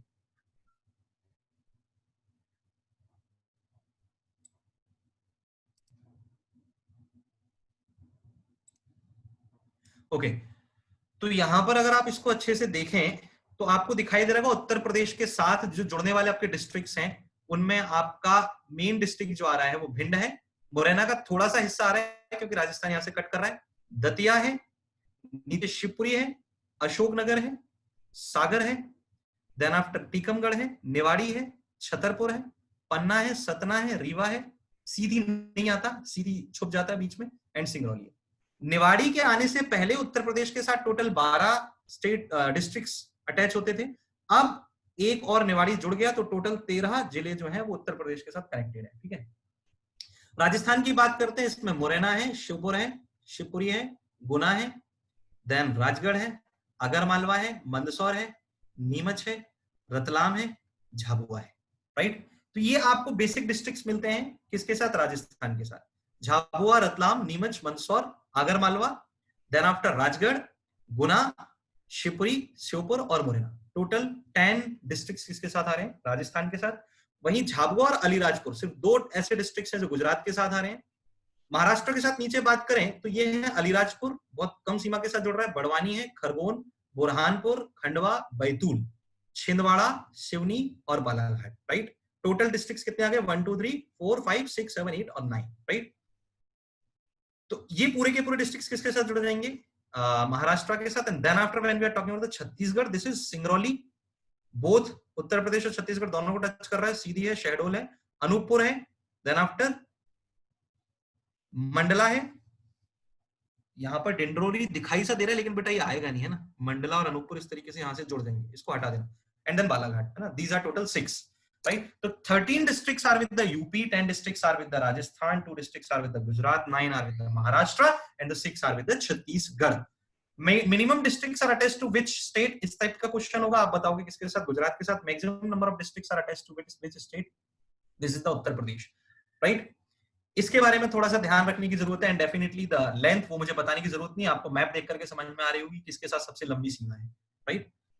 ओके, नेक्स्ट सेक्शन की अगर हम लोग बात करें तो नेक्स्ट सेक्शन जो है वो है ट्रॉपिक ऑफ कैंसर का। ज्योग्राफिकल एक फीचर है मध्य प्रदेश का, और जो ज्योग्राफिकल फीचर है वो यहाँ पर क्या बता रहा है? This is that the tropic of cancer passes through the middle of the Madhya Pradesh. Madhya Pradesh के ठीक बीचों बीच से जाता है ट्रॉपिक ऑफ कैंसर। कर्क रेखा 23 सही 1/2 अंश उत्तरी अक्षांश रेखा है, that means it is 23.5 degree. North latitude line है, अक्षांश रेखा है, which passes through the middle of the Madhya Pradesh. Madhya Pradesh को बीच से 2 हिस्सों में बांट देती है। ये जो बेसिक डिस्ट्रिक्ट्स हैं जिनसे ये होकर गुजरती है, the western most district is Ratlam, the eastern most district is Shahdol. यानी रतलाम से एंटर करती है, शहडोल में खत्म हो जाती है। रतलाम, उज्जैन, आगर, राजगढ़, सीहोर, भोपाल, विदिशा, रायसेन, सागर, दमोह, जबलपुर, कटनी, उमरिया, शहडोल, है ना। शाहजहांपुर के साथ थोड़ा सा विवाद है, लेकिन मैंने यहाँ पर उसको पूरी तरीके से काट दिया है। मुझसे कोई इस बारे में बहस भी मत कीजिएगा, बिल्कुल नहीं आता। और मैंने यहाँ पर अलग से आपको मेंशन भी किया हुआ है, इसलिए क्योंकि शाहजहांपुर लिखा हुआ था, लेकिन this is not actually in the, और this is not actually touching the कर्क रेखा और the tropic of cancer, because it passes a little above from it, right. Okay, अगर बेसिकली हम इनकी बात करें कौन कौन से रहा है, रतलाम, उज्जैन, आगर, राजगढ़, सीहोर, भोपाल, विदिशा, रायसेन, सागर, दमोह, जबलपुर, कटनी, उमरिया, शहडोल, 14 डिस्ट्रिक्ट्स हैं जिनसे कौन सी रेखा जा रही है, कर्क रेखा बेटा। कर्क रेखा यानी कि tropic of cancer passes through from these 14 districts, right. चलो एक बार देख लेते हैं, क्योंकि सर 14 डिस्ट्रिक्ट्स हमको ऐसे याद नहीं होने वाले बेटा, करा रहे हैं ना हम, क्यों चिंता कर रहे हो। ओके, हियर एक लाइन याद करनी है, अगर उसको याद कर लोगे तुम्हारा बेड़ा पार हो जाएगा। दिस इज रउआ, राशि, भवरासा, दमजब, कटनी, उमरासा। कैसे बोलोगे? रउआ, राशि, भवरासा, दमजब, कटनी, उमरासा। खेल खत्म हो गया बस। कर्क रेखा इन 14 जिलों से गुजरती है। पहला रउआ, रतलाम, उ उज्जैन, आ आगर, रा राजगढ़, सी सीहोर, भ भोपाल, व विदिशा, रा रायसेन, सा सागर, दम दमोह, जब Jabalpur, Katni, Umaria, and the final Umaria, and the final district is the Shahdol, the eastern most, सुदूर पूर्वी शहडोल। ऑलराइट, इसको ध्यान रखना है। इसको अगर कोई लिख रहा हो तो कॉपी कर लो इजीली। रतलाम, उज्जैन, आगर, राजगढ़, बेटा पूरा मत लिखना, मैं बता रहा हूं, नाम नहीं लिखेगा कोई, है ना। नाम मत लिखना, नाम लिख लिया तो कोई मतलब नहीं है। सिर्फ और सिर्फ लाइन लिखो, रउआ, राशि, भवरासा, दमजब, कटनी, उमरासा, और लिखो मत, याद करने की कोशिश करो, बहुत अच्छा है, क्योंकि मैं चाहता हूं इसको आप खुद से लिखो, फिर बिना देखे लिखो, कोई टेंशन नहीं है रे, हो जाएगा। नहीं होगा तो अभी अगले लेक्चर में ही पूछ लेना, मैं बता दूंगा रोज के टाइम पे, है ना। मैं फिर से बता दूंगा, स्लाइड ओपन कर दूंगा, है ना। लेकिन एक बार कोशिश तो करके देखो भाई, कोशिश करने से सब कुछ होता है। बिना कोशिश करे अगर तुम लोग सब कुछ चाहते हो तो भैया फूली फूली रोटी आज के जमाने में नहीं मिलती। आज का जमाना जो है वो कॉम्पिटिटिव है, और कॉम्पिटिशन में आपके लिए जरूरी होता है कि आप खुद से करने का प्रयास करो, right. We can only give you the path, but we can not go to the examination, है ना, ऑन बिहाफ ऑफ यू, कि सर ये मेरा एडमिट कार्ड है, इसको घपला करके आप चले जाओ ना, ऐसा नहीं होता मेरे में। ओके, यहाँ पर एक चीज और है महत्वपूर्ण जो आपको याद रखनी है। The important thing comes here is what, that the northern most district of Madhya Pradesh, Madhya Pradesh का सबसे उत्तरतम जिला कौन सा है? यू विल से मुरैना है। कौन सा है बेटा? मुरैना है, राइट। आपको मैप में भी दिखाई दे जाएगा, यहां देख लो भाई, मेरे पर भरोसा नहीं हो तो जो मैप हमने देखा था, ऊपर की ओर मुरैना आपको दिखाई दे रहा होगा, द नॉर्दर्न मोस्ट डिस्ट्रिक्ट आपको दिखाई देगी, राइट। इन द सेम वे अगर हम ईस्टर्न मोस्ट डिस्ट्रिक्ट की बात करेंगे, जो सबसे सुदूर पूर्व में सॉरी पश्चिमी, सुदूर पश्चिमी जिले की बात करेंगे, जो सुदूर पश्चिम में आता है, वेस्टर्न मोस्ट की बात करेंगे, so this will B Alirajpur, Gujarat से जुड़ेगा। ईस्टर्न मोस्ट यानी सुदूर पूर्वी जो जिला आएगा, that will be Singrauli, and southern most will be the Burhanpur. Burhanpur कहां से अलग हुआ था रे? खंडवा से, ठीक है। तो ये मुरैना, अलीराजपुर, सिंगरौली और बुरहानपुर, ये 4 जिले याद रखने हैं जो मध्य प्रदेश की चारों दिशाओं में सीमा निर्धारित कर रहे हैं, यानी कि एंड पॉइंट्स है मध्य प्रदेश के in the 4 directions. Alright, okay, next part comes here. अगला भाग जो हमारे सामने आता है वो है मध्य प्रदेश का भौगोलिक विभाजन। This is very very very very very very important part and the longest part of the today's lecture. आज के लेक्चर का सबसे लंबा भाग यही है, मध्य प्रदेश का भौगोलिक विभाजन। इसमें ये समझ लो आपका जो भूगोल है वो लगभग आधा खत्म हो जाता है, क्योंकि जो ओवरव्यू है पूरे के पूरे भूगोल का, वो पूरा का पूरा इसी में हम लोग देख लेंगे। तो ओवरव्यू ऑफ ज्योग्राफी होता है ना मध्य प्रदेश का, वो पूरा ओवरव्यू ऑफ ज्योग्राफी अपन इसी में नाप देंगे पूरा का पूरा, कोई टेंशन नहीं है इसमें, है ना। तो इस बात को थोड़ा सा ध्यान रखना है अपने को, ये वाले सेक्शन को थोड़ा सा अच्छे से पढ़ेंगे जम के, राइट। चलिए देखते हैं, क्योंकि यही स्टार्ट ऑफ ज्योग्राफी है। बाकी पहले का पार्ट तो पूरा का पूरा फैक्चुअल है, एक एक लाइन उसकी क्वेश्चन ही है, लेकिन यहाँ से क्वेश्चन अपन को खोज के निकालने पड़ेंगे, यहाँ से एक साथ क्वेश्चन नहीं मिलने वाले, यहाँ से खोज के निकालने पड़ेंगे। तो इसमें मैं, क्योंकि हमारे पास इतना समय नहीं है कि maximum with the theory part हम लोग जा सकें, इसलिए मैं आपको इसको उस वे में करने की कोशिश करूंगा, ताकि मैपिंग करा करके उसको याद कराया जा सके जैसे तैसे करके। तो देखते हैं चलो हम लोग क्या कर पाते हैं। Geographical divisions of Madhya Pradesh. Madhya Pradesh का भौगोलिक विभाजन कहता है कि मध्य प्रदेश को 3 मुख्य भौगोलिक प्रदेशों में बांटा गया है। पहली चीज हम लोगों को यह ध्यान रखना है कि मध्य प्रदेश का जो भौगोलिक प्रदेश है वो टॉपोग्राफिकली, यानी कि स्थलाकृतियों में, मैं क्या बात कर रहा हूं, टॉपोग्राफिकली या टॉपोग्राफीज में जो स्थलाकृतियां होती हैं, उन स्थलाकृतियों के सेंस में मुख्य रूप से प्लेटू रीजन में डिवाइड किया गया है। प्लेटू यानी कि मध्य प्रदेश का सबसे अधिक भाग जो है पठारों पर विस्तृत है, पठारी भाग है। दूसरा माउंटेन्स में विस्तृत किया गया, विंध्याचल और सतपुड़ा मुझे कहने की जरूरत ही नहीं, और फिर सतपुड़ा मैकॉल अलग आ जाती है, ईस्टर्न मोस्ट बॉर्डर पर छत्तीसगढ़ के साथ जुड़ी हुई है। तो पर्वतीय क्षेत्रों में बांटा गया है। And the third and the last is the plains, right. ये मैदान में, मैदानों के साथ साथ नदी घाटियां भी इसमें सम्मिलित हो जाती है, रिवर वैलीज। हालांकि मैदानी क्षेत्र बहुत ज्यादा कम है बेटा, कुछ जलोढ़ के मैदान चंबल घाटी के मैदानों में मिलते हैं, लेकिन उनको भी बिहाड़ यानी रिवाइन कहा गया, बागियों का गढ़ जो बना, और रिवाइन के बनने के कारण भी अलग है। जिस तरीके का सॉइल एरोजन वहां एलुवियम सॉइल में आपको मिला, उसको भी हम लोग देखेंगे। बेसिकली ये शायद मेरे ख्याल से आपके सिविल इंजीनियरिंग में सॉइल का भी पार्ट होता होगा, तो आपको पढ़ने में कोई ज्यादा दिक्कत नहीं आएगी इसके बारे में, तो आपको ये पार्ट जल्दी समझ में भी आ जाएगा। सॉइल हो गया, एग्रीकल्चर हो गया, and then many other things like energy projects हो गए, एंड टूरिस्ट कुछ ट्रांसपोर्टेशन के प्रोजेक्ट्स हो गए, वो आप बेसिकली आपको आना चाहिए और उसके बारे में आपको पता होना चाहिए बहुत सारी चीजें, क्योंकि you are the civil engineer. Definitely अगर नहीं भी पता होगा तो जब उसका एक्सप्लेन करेंगे तब आपके लिए वो बहुत ज्यादा इजी हो जाएगा, आसान हो जाएगा, राइट। तो when we are talking about the first geographical division of Madhya Pradesh, this is the central highlands, यानी कि मध्य उच्च प्रदेश मध्य प्रदेश का महत्वपूर्ण क्षेत्र है, और सबसे ज्यादा विस्तृत भाग पर फैला हुआ क्षेत्र यही है। जो मैक्सिमम पार्ट को कवर करता है वो यही वाला भाग है, central highlands of Madhya Pradesh के नाम से जाना, मध्य प्रदेश का उच्च प्रदेश, है ना। दूसरा है सतपुड़ा मैकॉल रेंज, ये पूरा पर्वतीय प्रदेश है, सतपुड़ा मैकॉल श्रेणी। इसमें विंध्य को पूरी तरीके से सम्मिलित नहीं किया गया, इस बात को ध्यान रखना। एंड देन आता है ईस्टर्न प्लेटू रीजन, पूर्वी पठार, यानी कि बघेलखंड का पठार। विंध्य प्रदेश जो है वो सेंट्रल हाईलैंड्स का पार्ट है। सतपुड़ा मैकॉल श्रेणी एक अलग भाग है जो सबसे दक्षिणी भाग है। Southern most part of Madhya Pradesh की अगर हम बात करते हैं तो southern most part of Madhya Pradesh is Satpura Maikal श्रेणी। Northern most part of Madhya Pradesh, northern and middle both, दोनों इसमें आते हैं, क्योंकि ये सबसे ज्यादा विस्तृत है, मोस्ट वाइडली स्प्रेड पार्ट है सेंट्रल हाईलैंड, सबसे बड़ा, लार्जेस्ट, राइट। लार्जेस्ट स्प्रेड की बात की जाए अगर आपसे, तो आप क्या बताओगे, सेंट्रल हाईलैंड्स है। जबकि सदर्न मोस्ट दक्षिणतम पार्ट की बात करोगे तो southern most प्लेटू Satpura McCall range है, और स्मॉलेस्ट पार्ट की बात करोगे इन तीनों विभाजनों में तो सबसे छोटा जो है पूर्वी पठार, बघेलखंड का पठार, रस्सियों की भूमि। देखो भाई बघेली लोग ज्यादा बैठे होंगे तो माफ करना भाई, अपन थोड़ा सा ऐसे ही मजे के लिए बोलते रहते हैं, है ना। नहीं भी तो कोई टेंशन नहीं यार, जब मिलेंगे तब देखेंगे, ठीक है। अभी तो लॉकडाउन में बैठे रहो घर पे। Okay, प्लेटू of central India, first part है सेंट्रल हाईलैंड्स का, मध्य उच्च प्रदेश का, मध्य भारत का पठार। उसके बाद बुंदेलखंड का पठार, बुंदेलखंड की भूमि मध्य प्रदेश की एक one of the most important land माना जाता है बुंदेलखंड। सिद्ध बाबा की चोटी के बारे में आपने यहाँ पर सुना होगा। बुंदेलखंड में बेसिकली छतरपुर, आपका टीकमगढ़ का रीजन मध्य प्रदेश से आता है, दतिया का रीजन आता है, शिवपुरी जिले की 2 तहसील आती है, पिछोर आती है, करेरा आती है, ग्वालियर से एक डबरा तहसील आती है, राइट। तो ये 2 तहसीलें जो इंपॉर्टेंट आती हैं, जो इस क्षेत्र में आती है, कहां पर, बुंदेलखंड के पठार में। बुंदेलखंड के लिए अगर आप देखोगे तो वहां पर एक कहावत के तौर पर दोहा भी चलता है बुंदेलखंड के पठार के लिए, ऐसा कहते हैं कि उसके लिए कि इत जमुना उत नर्मदा इत चंबल उत टॉस, क्या बोलते हैं, इत जमुना उत नर्मदा इत चंबल उत टॉस, और छत्र साल सो लरण को रही न काहू होस।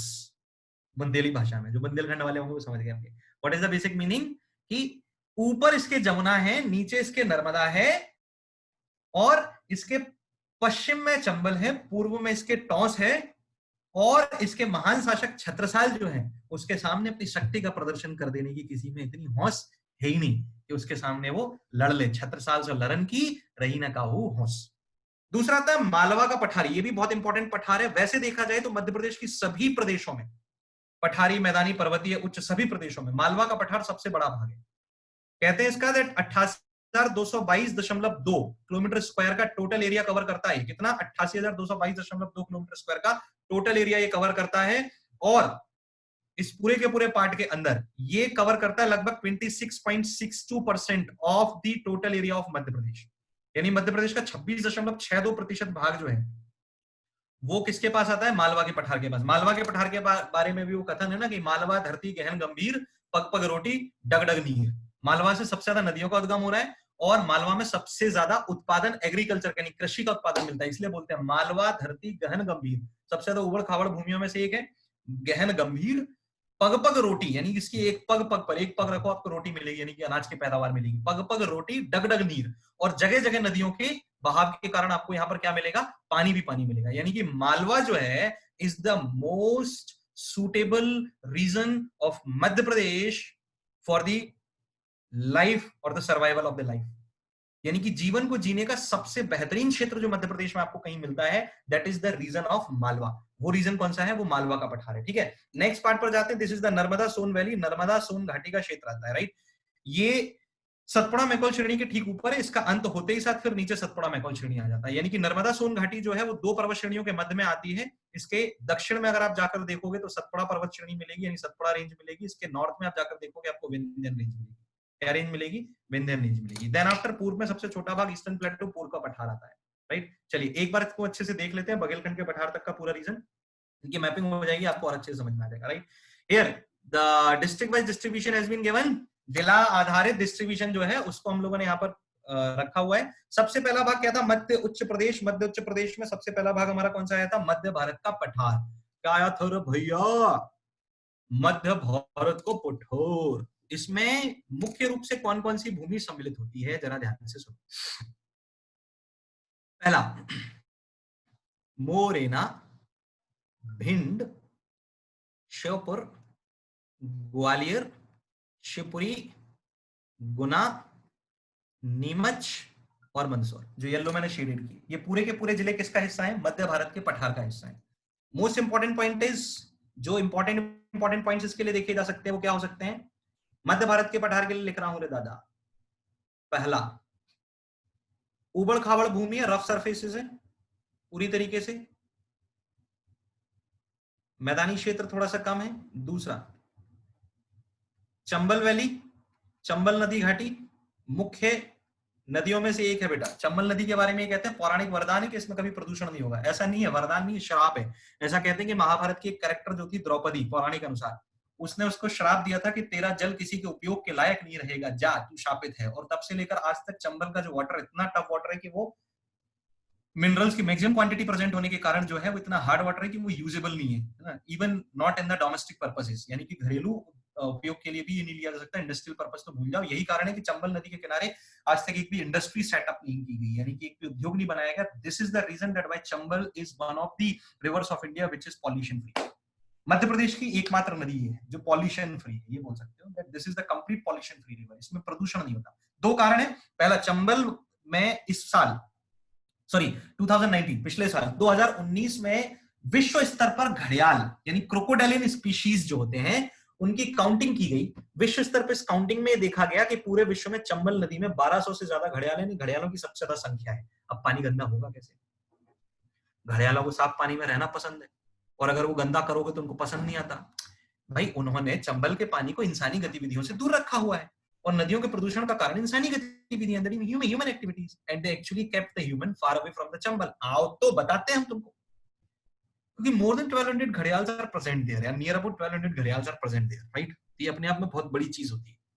और इस वजह से मध्य प्रदेश को वर्ष 2019 में एक और दर्जा मिला, एक नाम और मध्य प्रदेश को मिल गया है और वो नाम है घड़ियाल स्टेट का। तो वर्ष 2019 से मध्य प्रदेश को घड़ियाल स्टेट के नाम से भी जाना जा रहा है, राइट।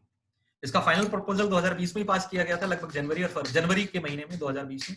और मध्य प्रदेश अब घड़ियाल स्टेट के, टाइगर स्टेट जो था वो तो छिन गया, लेकिन घड़ियाल स्टेट का दर्जा दिया गया है। विश्व में सर्वाधिक संख्या में घड़ियाल मध्य प्रदेश में पाए जा रहे हैं, राइट। तो इस बात को ध्यान रखना। इसके साथ साथ चंबल रिवर पर मुरैना में जो है क्रोकोडाइलिन सेंचुरी भी है, यानी कि घड़ियालों के संरक्षण के लिए एक अभ्यारण्य भी बनाया गया है, जहां पर रिवर डॉल्फिन और घड़ियाल दोनों का क्या किया जाता है,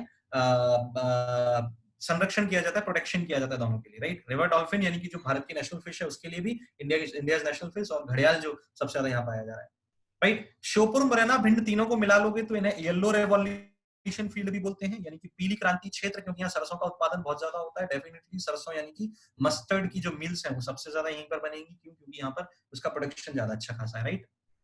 इसके साथ फिर ग्वालियर, शिवपुरी, गुना, नीमच और मंदसौर की बात कर लेते हैं। नीमच और मंदसौर यहाँ पर थोड़े से ज्यादा इंपॉर्टेंट है। नीमच और मंदसौर इसलिए ज्यादा इंपॉर्टेंट हो जाते हैं, अरे भैया, काहे कि नीमच और मंदसौर जो है अफीम उत्पादक के लिए है।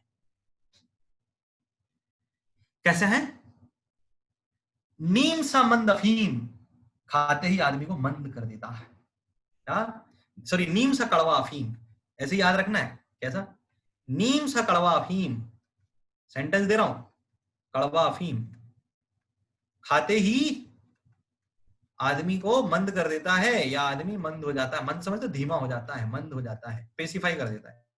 वैसे तो दोनों रिजल्ट्स आते हैं ड्रग्स के, राइट। स्टिमुलेट भी करते हैं और पेसिफाई भी करते हैं, दोनों तरीके के आपको रिजल्ट्स मिलते हैं ड्रग्स के बेसिकली। लेकिन हम यहाँ पर मंद से उसको याद कर रहे हैं। तो नीम सा कड़वा अफीम खाते ही आदमी को मंद हो जाता है, इसका बेसिक मतलब क्या हो गया?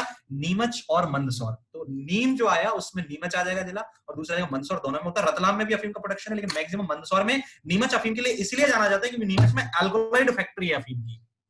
एल्कोलाइड समझ तो भैया, अफीम का जो फूल होता है ना, उसमें से जो अफीम को ट्रीट करके निकाला जाता है, जो फिर फार्मास्यूटिकल इंडस्ट्रीज में जाता है for the formation of the medical, और थोड़ा बहुत इधर उधर भी सप्लाई हो जाता है बीच में रास्ते में। तो वो जो अफीम होता है ना, वो जो ट्रीट होता है, मतलब प्रोडक्शन हुआ तीनों डिस्ट्रिक्ट्स में, मैक्सिमम हुआ मंदसौर में, वहां से उठ कर ये अल्कोलाइड फैक्ट्री नीमच में चला जाता है। वहां इसका क्या होता है? प्रोडक्शन होता है, सॉरी, ट्रीटमेंट होता है, और फिर वहां से ये अदर इंडस्ट्रीज को भेजा जाता है। बड़ी सुरक्षा के साथ किया जाता है ये काम, है ना। तो अपने मन में लालच मत लाइएगा कृपया करके, नहीं तो पता चला कि भैया लॉकडाउन के पीरियड में, अब तो वो खत्म हो गया, लेकिन शाम को पता चला रात को निकल लिए नीमच, बोले सर हम तो कोशिश में थे, राइट। तो चंबल वैली यहाँ पर आती है। चंबल वैली जो है मूलतः ये वाला क्षेत्र भिंड और मुरैना का इलाका जो है मूल रूप से जो चंबल नदी के क्षेत्रों में आता है। वहां पर रेवाइन्स पाए जाते हैं, यानी कि बीहड़ पाए जाते हैं। बीहड़ों की भूमि होने के कारण यहाँ पर एक समस्या पनपी, और वो समस्या थी बागियों की समस्या, दैट मीन्स बागीज, राइट। ये रेवाइन्स बनने का मूल कारण क्या था? ये रेवाइन्स बनने का मूल कारण, ये क्वेश्चन पूछा जाता है, लेकिन आपके लिए नहीं पूछा गया था, एमपीपीएससी में पूछा गया था, but in case it may be repeated in the weapon type of examinations as well, इसलिए मैं आपको यहाँ बता रहा हूँ that which type of soil erosion is responsible for the ravine formation in the Chambal valley region of Madhya Pradesh. Madhya Pradesh की चंबल घाटी क्षेत्र में बीहड़ बनने के लिए कौन सा अपरदन जिम्मेदार है? उन्होंने ऑप्शंस दिए थे शीट इरोजन के बारे में, उन्होंने ऑप्शंस दिए हुए थे गली इरोजन के बारे में, उन्होंने ऑप्शंस दिए हुए थे ओवर ग्रेजिंग के बारे में, राइट, और none of the above, right. तो आपको क्या टिक लगाना था? गली इरोजन, जिसे हिंदी में हम अवनलिका अपरदन कहते हैं, जो सिर्फ और सिर्फ कहां मिलता है? जलोढ़ मृदा में मिलता है। जलोढ़ मिट्टी होती है ना बेटा, एलुवियम सॉइल, उसमें मिलता है, राइट। इसमें नालियां टाइप की, यानी कि जो सॉइल जो है उसके बीच में जो दरारें पड़ जाती है बहुत गहरी, वो पड़ जाती है, जिसकी वजह से यहाँ बीहड़ों का निर्माण होता चला गया। भूमि पूरी तरीके से ड्राई है, क्योंकि यहाँ पर थॉर्नी फॉरेस्ट एरिया पाया जाता है। खैर, कीकर, बबूल, जो कांटेदार वृक्ष होते हैं ना, तो कटीले वन पाए जाते हैं, थॉर्नी, जिनकी डेंसिटी ज्यादा नहीं होती, जिन्हें डेजर्ट फॉरेस्ट का भी एक टाइप मान सकते हो, वो थॉर्नी फॉरेस्ट यहाँ पर मिलते हैं। राजस्थान की सीमा से लगे होने के कारण ड्राइएस्ट रीजन है, तो मध्य प्रदेश में रेनफॉल भी यहाँ सबसे कम रिसीव होता है। भिंड जिले में लगभग 55 सेंटीमीटर तक ये रेनफॉल आपको मिलेगा। तो आप ये भी बोल सकते हो कि इस पूरे के पूरे रीजन में, क्योंकि रेनफॉल सबसे कम रिसीव हो रहा है, तो जो इरिगेशन का प्रोसेस होना चाहिए यहाँ पर, ये मैं पूरा का पूरा पार्ट ओवरव्यू में दे रहा हूँ आपको, और यही सब चीजें आगे आएंगी जो आपको याद करनी है। फिर तो आप यहाँ समझ लोगे ना, सब खेल खत्म है फिर आगे का। तो जो बेसिक पार्ट आता है इरिगेशन का, वो इरिगेशन जो है यहाँ पर, वो टाइप ऑफ इरिगेशन कैनाल से सबसे ज्यादा मिलता है। कैनाल से सबसे ज्यादा percentage of irrigation Madhya Pradesh में कहाँ मिलेगा? आप बोलोगे चंबल वैली रीजन। उसका कारण है ना बेटा, पूरा का पूरा ड्राई रीजन, डेजर्ट एटमॉस्फेयर है, ड्राई एटमॉस्फेयर है, शुष्क क्षेत्र में ना वर्षा इतनी रिसीव हो रही, ना ग्राउंड वाटर लेवल इतना अच्छा है। तो ऐसी जगह पर आप कैनल्स का यूज कर सकते हो इरिगेशन के लिए। देखो, जहां पर आपको ना ग्राउंड वाटर मिल रहा, ना एटमॉस्फेरिक वाटर मिल रहा, कहाँ मिलेगा भैया? जहां पर atmospheric water like the rain water आपको मिल रहा है, तो वहां पर पॉन्ड्स और वेल से काम चला लो।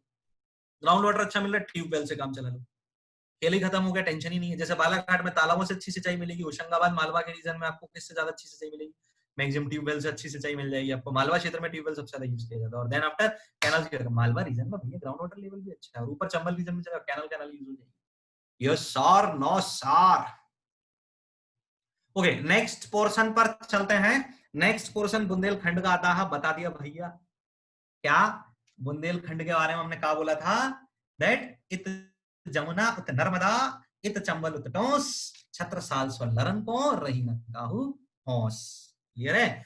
तो इसमें एक नया जिला जुड़ा है, पहली चीज तो इस वजह से बुंदेलखंड का क्षेत्र महत्वपूर्ण हो जाता है। सिर्फ मध्य प्रदेश के निवाड़ी, टीकमगढ़, शिवपुरी, दतिया, ग्वालियर और भिंड जिलों में ये नहीं आता। इसका कुछ भाग मध्य प्रदेश के अतिरिक्त उत्तर प्रदेश के ललितपुर, बांदा, झांसी, महोबा आदि जिलों में भी फैला हुआ है। बुंदेलखंड मध्य प्रदेश और उत्तर प्रदेश की संयुक्त भूमि है। मध्य प्रदेश के इतर जाकर उत्तर प्रदेश में बुंदेलखंड का एक महत्वपूर्ण राज्य महोबा है। महोबा के बारे में मुझे बताने की जरूरत नहीं है। राजपूत वंश की एक राजधानी रही और महोबा उस समय पर अर्लियर टाइम पे ऐसा कहा जाता है कि टीकमगढ़ और दतिया पर शासन करने वाले बुंदेलों की राजधानी रही। ऐसा कहते हैं बुंदेलों की वास्तविक राजधानी जो बनी थी वो टीकमगढ़ में ओरछा नगरी बनी थी और ओरछा से उन्होंने दो अपनी सब कैपिटल्स बनाई थी अर्लियर टाइम में, पहली दतिया और दूसरी थी महोबा। महोबा के दो सेनापतियों का नाम मध्य प्रदेश से महत्वपूर्ण रूप से जुड़ा हुआ है। जो सतना के क्षेत्र यानी बघेलखंड के क्षेत्र में आने वाला विंध्यन क्षेत्र में आने वाला महत्वपूर्ण पार्ट है महियर, जिसके बारे में आपने सुना हुआ, राइट। तो महियर का जो क्षेत्र है उस महियर के क्षेत्र में शारदा माता मंदिर जो आता है, वहां की लोकोक्तियों से संबंधित आला और उदल की कथा आपने जरूर सुनी होगी। दो राजपूत सेनापतियों के बारे में आला और उदल का जो कनेक्शन था वो महोबा राज्य से था, इस बात को ध्यान रखना है। ओके, इस क्षेत्र में निवाड़ी जो है वो हालिया तौर पर 2018 में बना हुआ न्यूली फॉर्म्ड डिस्ट्रिक्ट है मध्य प्रदेश का, यानी कि नवनिर्मित जिला है मध्य प्रदेश का।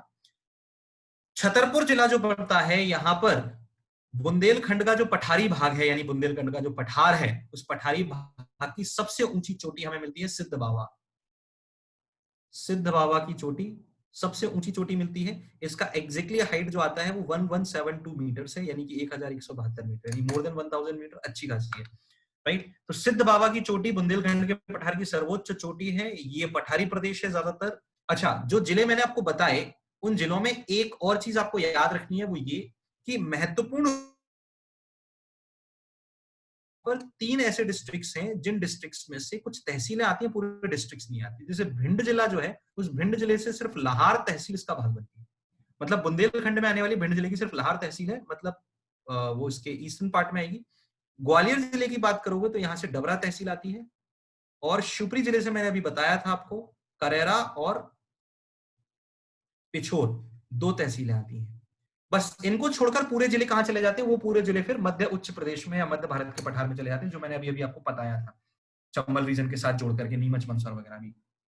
तो शिवपुरी ग्वालियर और भिंड की कुछ तहसीलें आती हैं, पूरे जिले नहीं आते, ठीक है। ये बात हो गई हमारी किसकी, बुंदेलखंड की। अच्छा, जहां हमने बात की थी सेंट्रल प्लेटू की, यानी कि मध्य भारत के पठार की, तो मध्य भारत के पठार में हमने देखा था कि वहां एलुवियम सॉइल ज्यादा है, जलोढ़ मिट्टी ज्यादा पाई जा रही है। इस पर्टिकुलर रीजन की बात करेंगे बुंदेलखंड के क्षेत्र की, ये वाला हिस्सा, इस पर्टिकुलर रीजन में दोमट मिट्टी पाई जाती है, मिक्स्ड सॉइल है, जो मिश्रित है, दोमट है, और किस किस से मिलकर बनी हुई है, रेड प्लस ब्लैक सॉइल से, यानी कि लाल और काली मिट्टी का मिश्रण आपको मिलेगा, राइट। इसके बाद रीवा पन्ना का पठार आता है। रीवा पन्ना का जो पठारी क्षेत्र है, जो मैंने आपको इसके पहले बताया था, यहां पर जाकर हम लोग एक बार देखते हैं। This is the part Rewa Panna प्लेटू, Malwa का पठार इसके बाद था। चलिए अब रीवा पन्ना पहले कर लेते हैं, फिर मालवा पे चलेंगे। मालवा रीवा पन्ना के पठार की बात करें तो इस पर्टिकुलर पार्ट को मैंने एक और नाम दिया है, किताबों में आपको इसका एक और नाम लिखा मिलेगा, वो है विंध्य कगारी क्षेत्र। क्या नाम है, विंध्य कगारी प्रदेश, विंध्य कगारी क्षेत्र, राइट। तो when we are talking about the Vindhyan Kagari region, इसका मतलब क्या होता है जरा समझना। विंध्य कगारी क्षेत्र इसको इसलिए नाम दिया गया है क्योंकि यहाँ पर जो विंध्यन माउंटेन है उसका एग्जैक्टली स्लोप जो शार्प एजेस वाला एरिया है वहां पर ही सिचुएटेड है, विंध्य का एग्जैक्टली वो क्षेत्र, and it is actually flowing parallel to here the flowing parallel to the river Son. Son नदी के एग्जैक्टली पैरेलल फ्लो करने लगता है विंध्याचल। यहाँ पर विंध्यन माउंटेन रीजन जो है और प्लेटो रीजन पैरेलल फ्लो करने लगते हैं। इस क्षेत्र को हम कहते हैं कगारी। कगारी जो रीजन है, इसी वजह से इसको नाम दिया गया विंध्यन कगारी रीजन। कौन कौन सा क्षेत्र इसमें सम्मिलित होता है उसके बारे में हम लोग बात कर लेते हैं। The basic region included in this part are Panna, Satna, Rewa, Sidhi and कुछ पार्ट सिंगरौली का इसमें सम्मिलित हो जाता है, right. So these areas are the Vindhyan Kangari regions और the Rewa Panna plateau regions. इसके बारे में अगर हम लोग बात करें तो मैंने बता दिया चित्रकूट और मैहर दोनों महत्वपूर्ण स्थल मध्य प्रदेश के हैं, पवित्र नगरियों में भी गिने जाते हैं, अनाउंस्ड हैं, दोनों के दोनों जो है वो इसी क्षेत्र में आते हैं, सतना और रीवा जिलों के पास आते हैं। यही वो क्षेत्र है जहां पर हीरे का सबसे ज्यादा उत्पादन होता है। पन्ना और सतना के मध्य बॉर्डर एरिया पर आती है मझगवा, जहां से दुनिया का सबसे ज्यादा क्वांटिटी में डायमंड निकाला जाता है, यानी कि विश्व में सबसे ज्यादा मात्रा में हीरा प्रोड्यूस किया जाता है, वो है मझगवा का क्षेत्र, मझगवा खान, राइट। मझगवा गांव जो यहाँ पर आता है वहां से। ओके इसके बाद अगले पे जाते हैं तो मालवा का प्लेटू रीजन आता है। मैंने बता दिया Malwa plateau region is very important and the largest plateau region. Malwa की जो सबसे ऊंची चोटी है वो सिगार चोटी आपको मिलती है। मालवा रीजन जो आपको बेसिकली मिलता है उसमें रतलाम, उज्जैन, शाजापुर, भोपाल, सीहोर, देवास, इंदौर, धार, झाबुआ, अलीराजपुर का क्षेत्र आप इसमें सम्मिलित कर सकते हैं। रायसेन, विदिशा, गुना का कुछ भाग, राजगढ़ का कुछ भाग, ये सारे के सारे पार्ट किसमें सम्मिलित होते हैं? मालवा के क्षेत्र में सम्मिलित होते हैं। मालवा के पोर्शन की अगर आप बात करोगे स्पेशली तो यहां पर जो हाईएस्ट पीक है वो सिगार चोटी है, सिगार पीक है, 881 मीटर हाइट है। इसके बाद दूसरे नंबर पर इसकी एक और इंपॉर्टेंट चोटी आती है जिसका नाम है जाना पाओ। यहां से चंबल नदी का ओरिजिनेशन होता है जाना पाओ की पहाड़ियों से। इसकी जो एग्जैक्टली आपको हाइट मिलेगी वो 854 मीटर्स मिलेगी।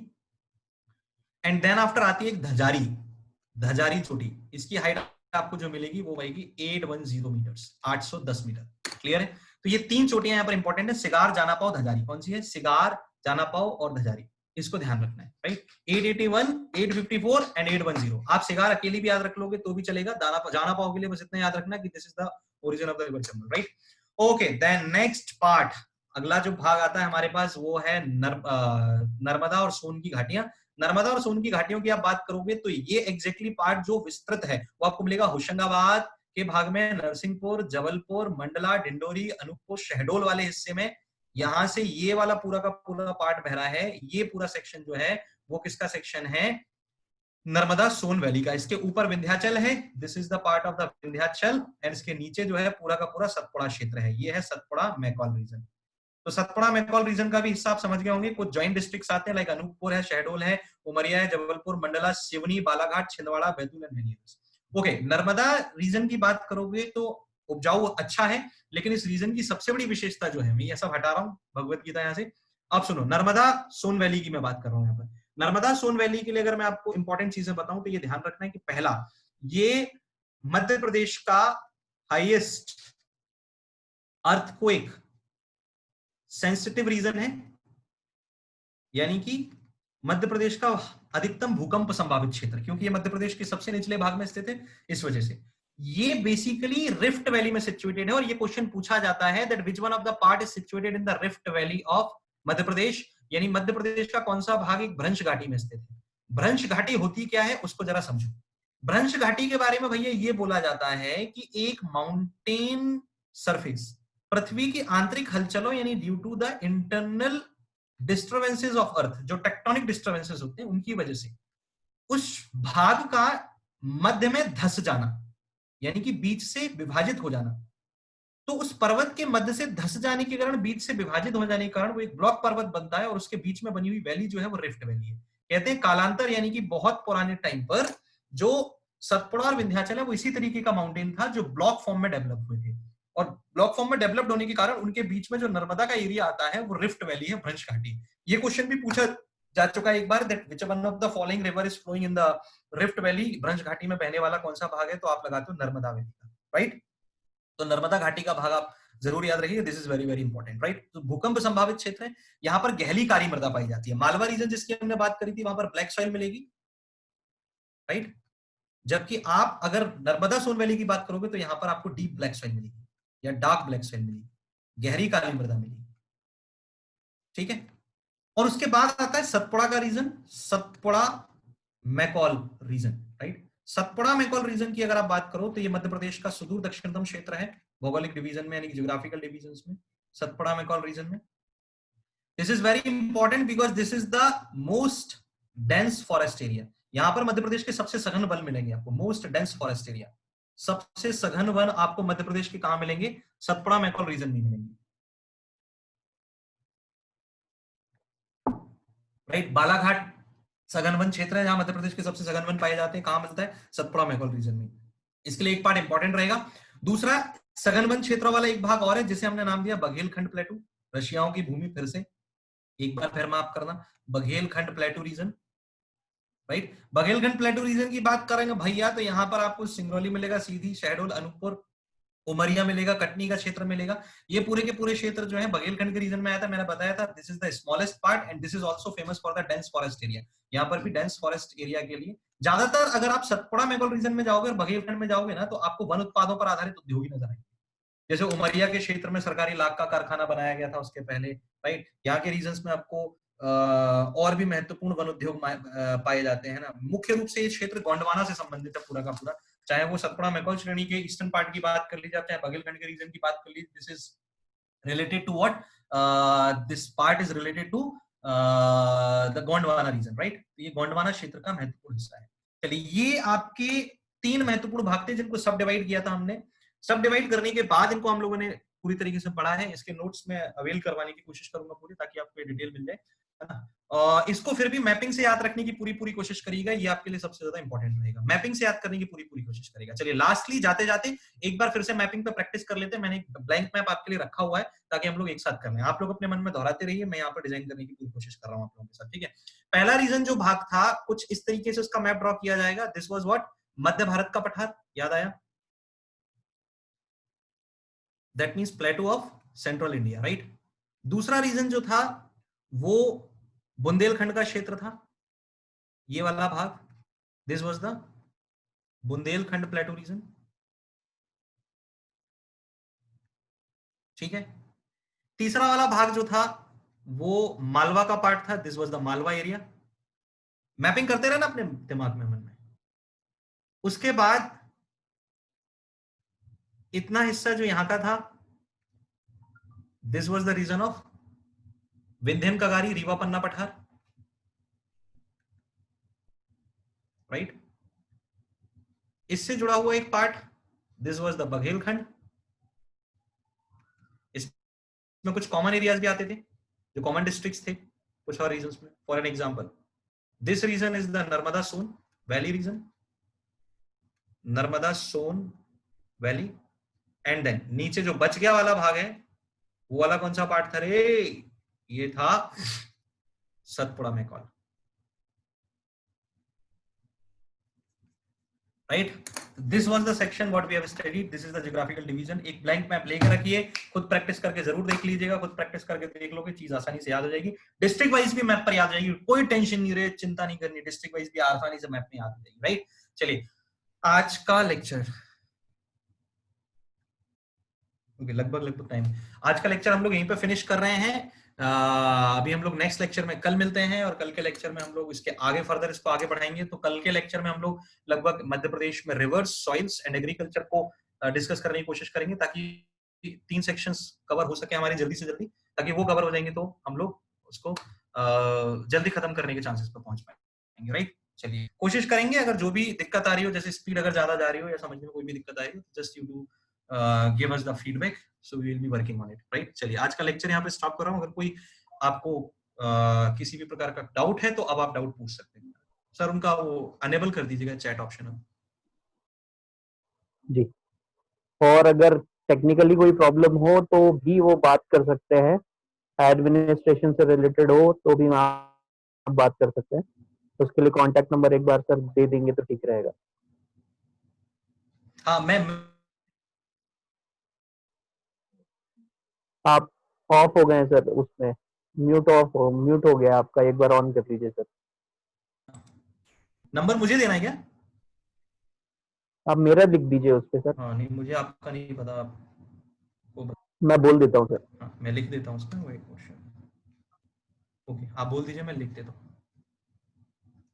6261 6261 50 50 7534। 7534, ठीक है।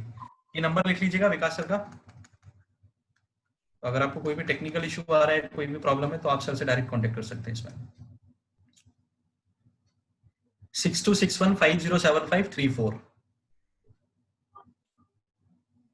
चैट कर सकते हैं सर, चैट के लिए ओपन है। हाँ और जी, चैट ओपन हो गया बेटा। अगर आपको कुछ भी पूछना है वगैरह वगैरह तो आप पूछ सकते हो।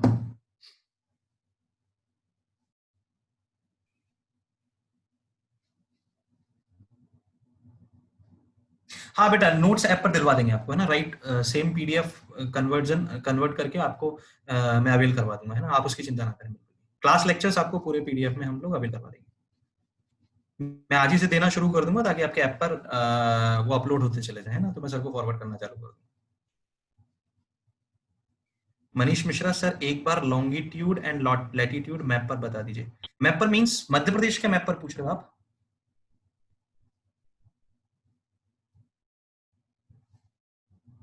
Yes sir.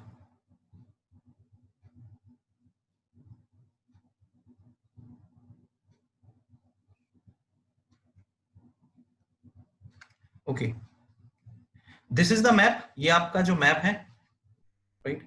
वैसे वो भी मैंने मैप पे तो लिया था ना, ये वाला पार्ट भी मैप पे ही था। लेकिन अगर आप एग्जैक्टली इनको समझने की कोशिश करते हैं तो देखो, लैटिट्यूड और लॉन्गिट्यूड के जो कंसेप्ट्स होते हैं वो कुछ इस तरीके से वर्क करते हैं कि ये एग्जैक्टली सर्कल पर देखो, जैसे अगर हम अर्थ बना रहे हैं ना, तो आपको एग्जैक्टली जो लैटिट्यूड का पोर्शन मिलता है ना, वो कुछ ऐसे घुमावदार उसमें मिलता है, राइट? तो वो लैटिट्यूड है। जैसे मध्य प्रदेश जो है, अब ये पूरा इंडिया की अगर आप बात करोगे, जैसे अगर हम इंडिया के मैप में देखें, एक मैप हम लोग इंडिया का ले लेते हैं, तो आपको ये और अच्छे से समझ में आ जाएगा। फॉर एग्जाम्पल, अगर इन दिस मैप अगर हम लोग बात करें, तो लैटिट्यूड की जो लाइन है ना आपकी, वो आप किस तरीके से यहाँ पर मेंशन करोगे? This actually goes in this manner, right? ये है एग्जैक्टली ये वाली जो लाइन है ना, इसको हमने 26-30 बोला। एग्जैक्टली ये वाली जो लाइन जा रही है ना यहाँ से, इसको हमने 21-6 बोला, 21-6, और ये 26-30 बोला, right? In the same way from the middle side this line goes, this is called the 23.5 degree north, tropic of